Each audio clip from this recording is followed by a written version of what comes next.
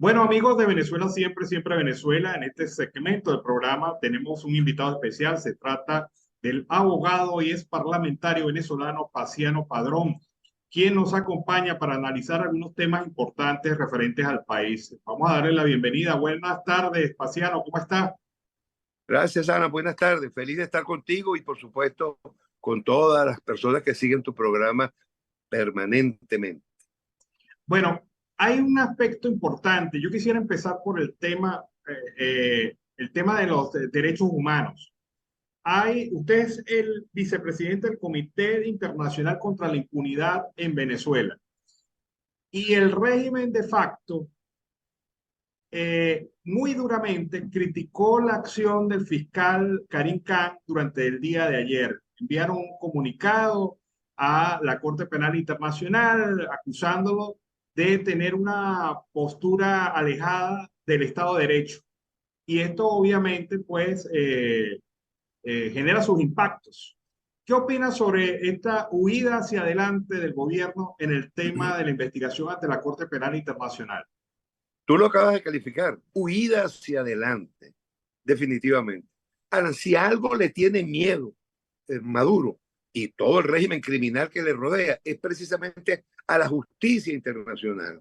Y justo ahora, cuando está concluyendo el periodo abierto por la Corte Penal Internacional, que concluye el día 7 de marzo, es decir, dentro de muy pocos días, cuando concluye ese periodo para el cual las víctimas de crímenes de lesa humanidad podían expresar su parecer, su opinión en torno al enjuiciamiento contra Nicolás Maduro y al proceso abierto por la Corte Penal Internacional, cuando centenares de víctimas en el mundo han estado presentando sus pruebas. Entonces, se arma, se lanza en contra de la Corte Penal Internacional y en contra del fiscal Karim Khan para hacer ver de que son víctimas de un enjuiciamiento que no es contra ellos, sino contra Venezuela. Dice, se está acusando a Venezuela de supuestos crímenes.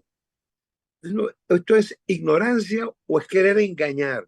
Los crímenes, al igual que los delitos, no los cometen los estados, los cometen las personas. Y el Estatuto de Roma especifica claramente que son siempre de responsabilidad personal de los funcionarios que en el ejercicio de su cargo cometan esa falta y de quienes en orden de mando, aprovechando la estructura de mando, igualmente cometen los crímenes. El crimen no es un delito, el crimen es el delito perpetuado de manera sistemática, aprovechando una orden y un sistema arriba. Si un policía le da un palo a un muchacho y lo golpea, lo asesina o simplemente lo afecta físicamente, ha cometido un delito. Pero cuando esa reacción es una reacción sistemática, ordenada por la estructura de poder y se mantiene como una manera de reaccionar contra un grupo de personas, entonces se convierte en un crimen de lesa humanidad. Es precisamente el crimen cometido por Maduro y por la estructura de poder lo que hoy está avanzando. Y él sabe que tarde o temprano eso va a llegar a su término. A mi juicio, perdón, a mi gusto debería ser mucho más rápido, pero la justicia no es rápida, pero llega.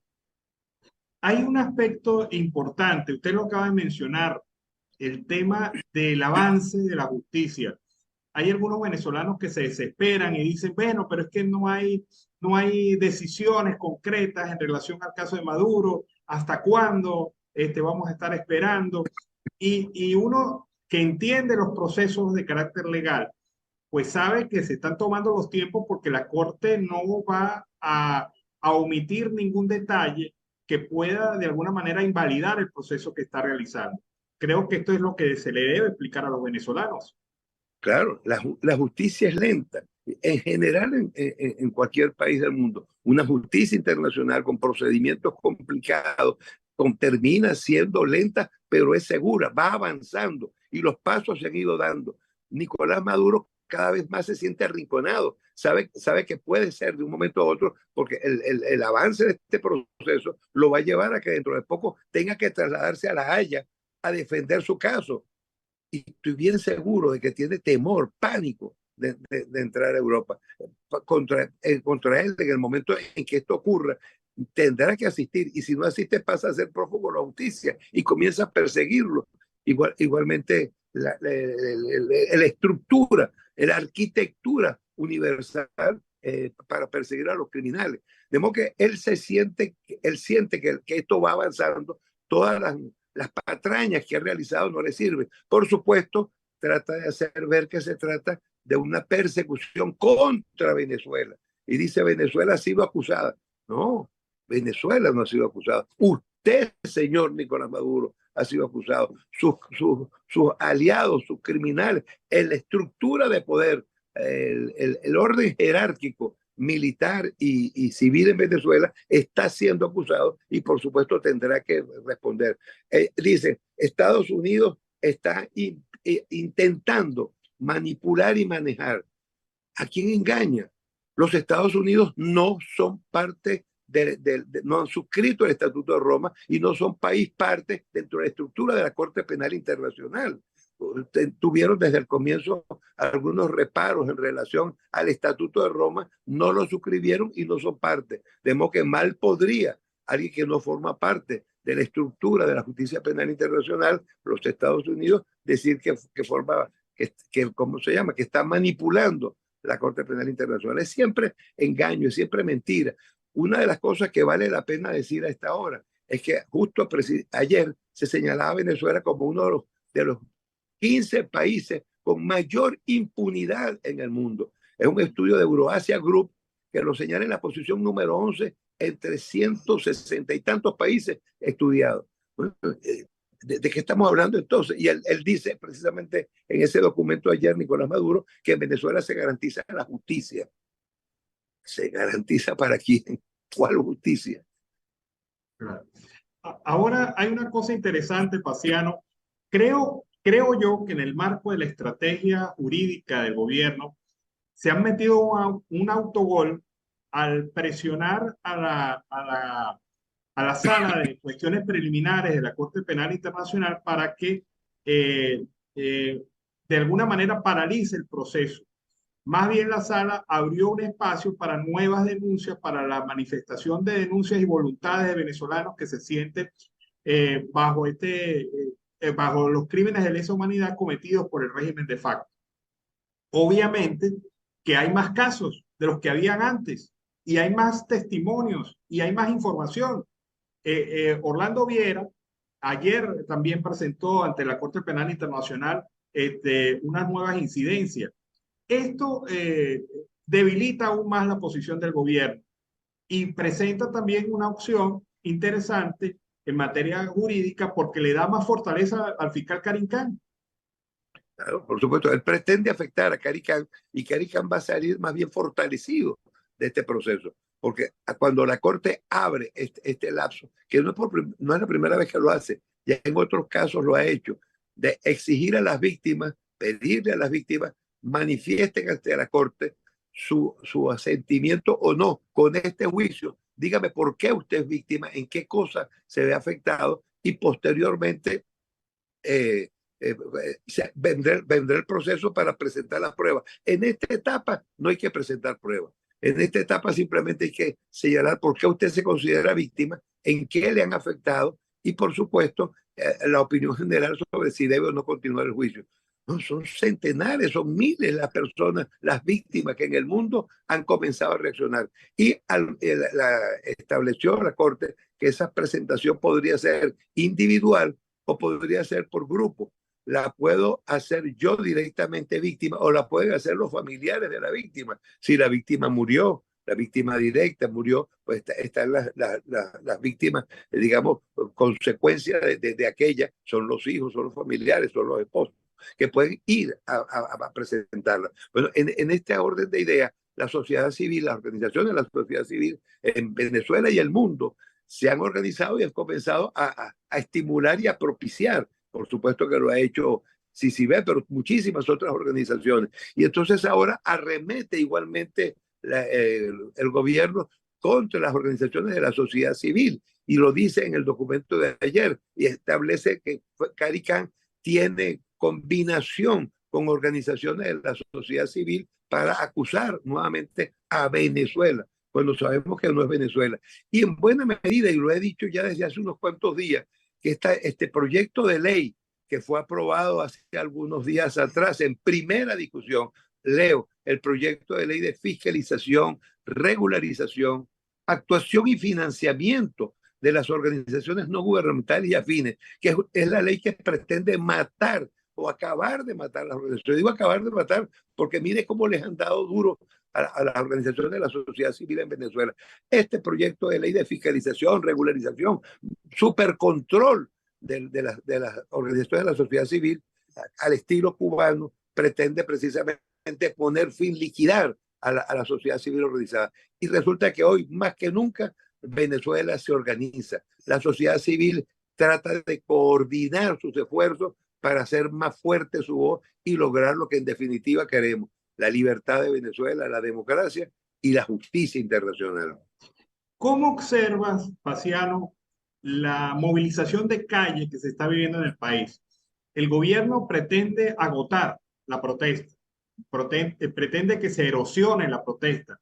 Sin embargo, yo lo que veo desde esta perspectiva es que cada día como que crece más la cosa, como que se hace más transversal el tema de la protesta y ahora llega a sectores que antes no se estaban involucrando. ¿Cómo ves esto? ¿Sí? Desde el lunes 9 de enero, el primer día de actividad, digamos, formal, laboral y sobre todo estudiantil en Venezuela, los maestros toman la calle.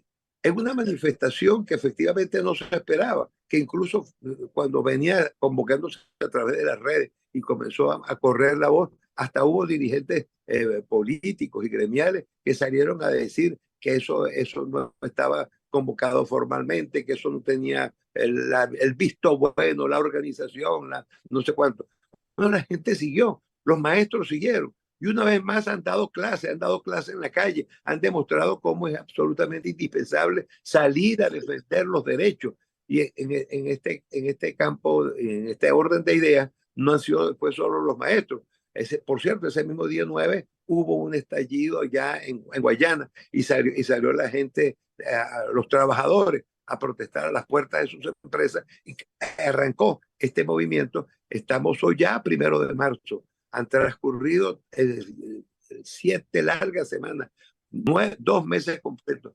Y hemos visto entonces cómo el movimiento, como tú lo señalas, no decae, sino que por el contrario se va fortaleciendo. Cada día hay más gente en la calle. Por supuesto, el gobierno juega al desgaste, pero la gente está clara.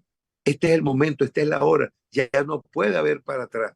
Yo estoy absolutamente convencido de que cuando la gente decide ir adelante, cuando un pueblo se pone en marcha y quiere llegar hasta el final, quiere jugársela completa, no hay manera de detenerlo. Estamos en ese camino. Y el camino es por distintas vías, por distintas luchas, tienen que darse simultáneamente y debemos seguir, repito, transitando esa pluralidad de caminos que todos conducen en definitiva a la salida, a pasar la página de esta historia que definitivamente ya debe concluir. El tiempo está agotado y incluso la gente, el propio chavista, la gente que de alguna manera estuvo al lado del proceso que se llamó revolución, hoy está de vuelta, hoy está definitivamente fatigado y queriendo que ya ponerle punto final, que seamos un país absolutamente normal. ¿Cómo es esto de que ya casi 8 millones de venezolanos hemos tenido que salir? En lo que va el 2023, o sea, en los 2 primeros meses de este año, más de 8.000 venezolanos han cruzado el Dairén. Ese infierno ubicado en Panamá. Bueno, 8.000 venezolanos ahora, cuando están cerradas las fronteras con Venezuela, con los Estados Unidos, perdón, cuando hay otras maneras de entrar. Bueno, a pesar de eso, 8.000 han salido en estos 2 últimos meses. ¿Qué nos está indicando? ¿Por qué la gente está saliendo? ¿A qué ocurre? ¿A qué obedece que 8 millones hayan tenido que salir? ¿No? A la bondad y a la prosperidad de Venezuela, o a la actitud criminal de dejar destruir un país, de hacerle destruir. Ya basta, ya basta. Por eso es la hora en que salgamos todos y que reaccionemos todos, y afortunadamente las cosas van marchando. Tenemos, por supuesto, que acelerar, y el gobierno es bien astuto, se la está jugando, y nosotros tenemos igualmente que jugárnoslas a plenitud. Hay algo que llama mucho la atención en este movimiento, Paciano, es el tema de cómo la base de los trabajadores ha superado a sus líderes sindicales y cómo los partidos políticos se han quedado mudos, muchos de ellos, frente a lo que está pasando en el país. ¿Cuál es el rol en este momento? ¿Qué pasa con los partidos políticos? ¿Qué pasa con la dirigencia sindical que se ve evidentemente sobrepasada por su propia, por el común y corriente de la gente? Sí, está agotada definitivamente y ha sido infiltrada y han perdido el norte. Eso es obvio, eso es evidente, pero el pueblo sigue adelante. Y por supuesto, no me alegra esta situación de los políticos venezolanos o de buena parte de los políticos venezolanos y seguramente que esto va a tener corrección y va a tener un vuelco. La gente sigue adelante y es de las cosas que más nos entusiasma, ver que el liderazgo surge. No hay ningún pueblo que se quede sin liderazgo. Hay siempre un momento en el cual va a surgir un líder. Ahora, el liderazgo está fundamentalmente en la actitud de la gente.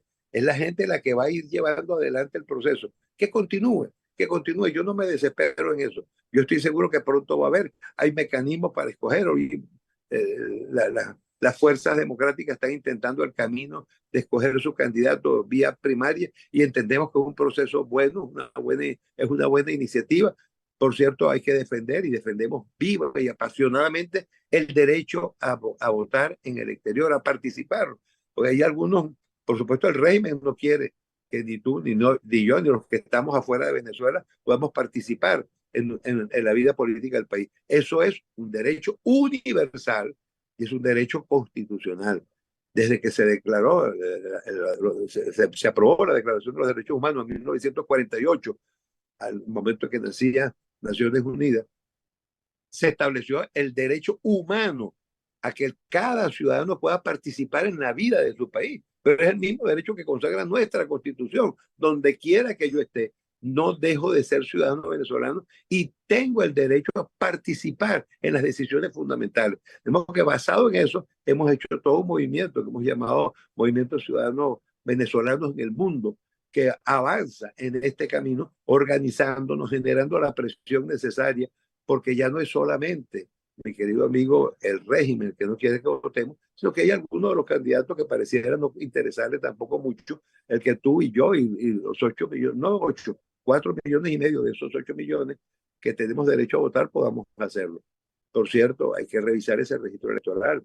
Hay 10 millones de falta. 4 millones y medio que estamos afuera, porque fuera solo estaríamos registrados o están registrados 107.000. Un hecho curioso es que en los últimos años, en vez de subir el número de venezolanos inscritos en el registro electoral en el exterior, ha disminuido de 108 a 107.000 en el último corte, cuando son 4 millones y medio, o somos 4 millones y medio de venezolanos aproximadamente los que deberíamos sufragar. Por supuesto, esto implica hacer unas primarias separadas del CNE, por lo menos en lo que respecta a la participación de los venezolanos en el exterior. Con la ley vigente y con los mecanismos existentes, no tendríamos posibilidad ninguna de votar. Y en nuestro derecho lo vamos a ejercer a plenitud. Yo creo que la participación de los venezolanos desde el exterior es una garantía de legitimidad del proceso de primaria.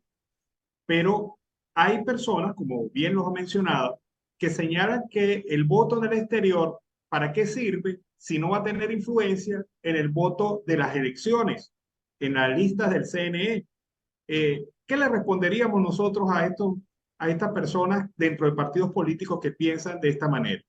Que eso es una falacia, que si así fuese, aún si así fuese, hay un primer paso que son las primarias, en las cuales tengo derecho a participar, porque se me va a cortar, porque se me va a impedir poder escoger el candidato de la alternativa democrática. Pero en segundo lugar, si se lo negamos a los venezolanos desde las primarias organizadas por los sectores democráticos, entonces ¿cómo podemos criticar que el gobierno lo haga, que el gobierno no nos permita sufragar o pretenda no hacerlo? Si ahora lo hacemos y lo hacemos masivamente y lo hacemos organizadamente y establecemos mecanismos, tenemos cómo presionar y cómo generar un impulso y un camino. En esta vía estamos, por supuesto, trabajando y transitando la presión internacional. hemos comenzado todo un trabajo importante en esta materia para que los organismos internacionales y los países amigos que nos empujan hacia la elección, cada vez que hablan sobre Venezuela, dice, la salida tiene que ser democrática y electoral. Vayan, siéntense, negocien, vayan a una elección, acompañen, ¿no? Como vamos a una elección donde 10 millones de venezolanos no están en el registro electoral, 4 millones y medio fuera y 5 millones y medio adentro. 3.700.000 muchachos y algunos ya no tan muchachos, que cumplieron 18 años hace ya un buen tiempo, no se han podido inscribir en el registro electoral, porque al gobierno no le interesa que la juventud se inscriba, porque al gobierno no le interesa que la gente que está afuera vote. Entonces, ¿cómo es posible que vayamos a una elección con un registro de esta manera restringido? Bueno, entonces ahora, con toda esa comunidad internacional que es constante, que ha sido sostenida en su posición de decirnos la vía electoral, tienen que ir a unas elecciones, bueno, acompáñennos a ir a unas elecciones justas, unas elecciones transparentes, unas elecciones donde participen todos los que tienen derecho a participar. Tenemos que, esto es un proceso, esto no es fácil, pero ahora estamos trabajando. Y tengo fe, tengo confianza en que efectivamente las cosas pueden ir cediendo en la medida en que nos organicemos, en la medida en que se haga sentido. Por eso te decía, el ataque es por todos lados, en la calle a protestar, en la Corte Penal Internacional, ahí vamos. Y aquellos víctimas que todavía no lo han hecho, todavía tienen tiempo, hasta el 7 de marzo. Hay todavía una semana para poder hacer y es demasiado sencillo. Se hace por la página de la Corte Penal Internacional, lo van a conseguir en español, no tienen que presentar ningún tipo de prueba en esta etapa. La Corte lo que pide, por supuesto, la identificación plena de la víctima y la descripción de los hechos y su opinión sobre si debe o no continuar el juicio. Atacamos entonces en la calle, atacamos en la Corte Penal Internacional y atacamos en la comunidad y en la preparación de la participación en un proceso electoral distinto. Son diferentes campos. Bueno, vamos a trabajarlo todo. Aquí el fuego es cruzado, el fuego es lanzado directo hacia el objetivo. Finalmente, Paciano, ¿hay alguna esperanza en el tema de los presos políticos, de lo que ocurrió, que lo que ocurrió en Nicaragua se pueda replicar con estos presos políticos? ¿Tú crees que eso tiene alguna posibilidad? Aquí todo es posible. Acuérdate que eso se replica, que es el mismo sistema, es el sistema cubano copiado en Venezuela, copiado en Nicaragua. Es ese sistema criminal que se pretende imponer. Nosotros tenemos, por supuesto, que luchar. Y el objetivo de los presos políticos, por cierto, a veces lo descuidamos mucho.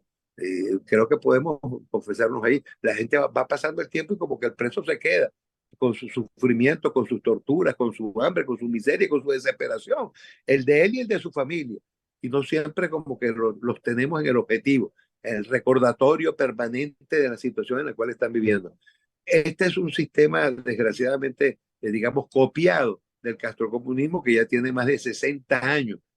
El régimen nuestro ya cumplió 24 años. ¿Hasta cuándo vamos a esperar?